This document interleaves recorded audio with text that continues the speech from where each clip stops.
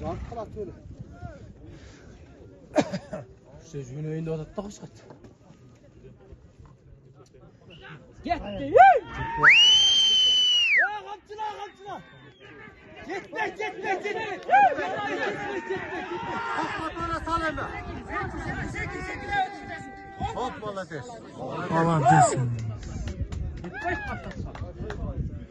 Aman yakında değil mi? Kamçılağın durumu neydi? Neyine göre düşünüyor?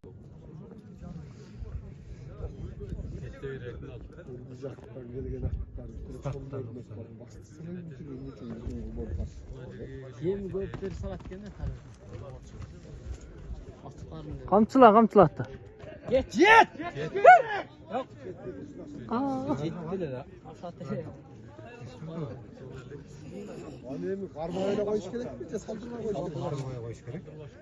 Öpüşecek ha. Biz de harbeler biri karmak koyup biri teçetsen oldu beşi. Harbeler bu. Şimdi saldırmaya koysun mu? Kaygadan yerimden öpköş. Yok. Kaç yettin. Kamçıla toz. Marcan toz.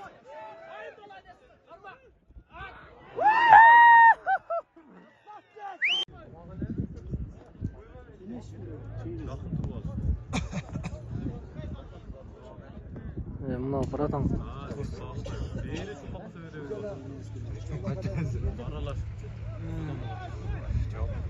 Çavulup duruyor ben.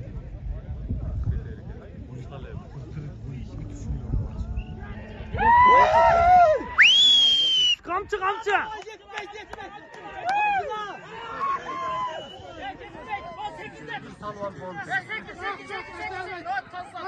Hoppa!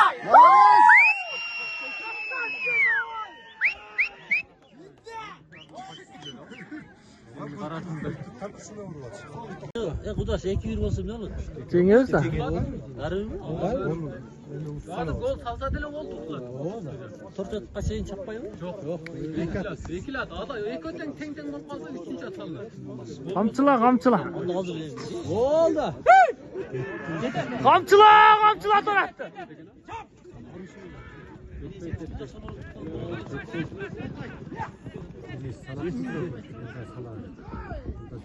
Oldu maile.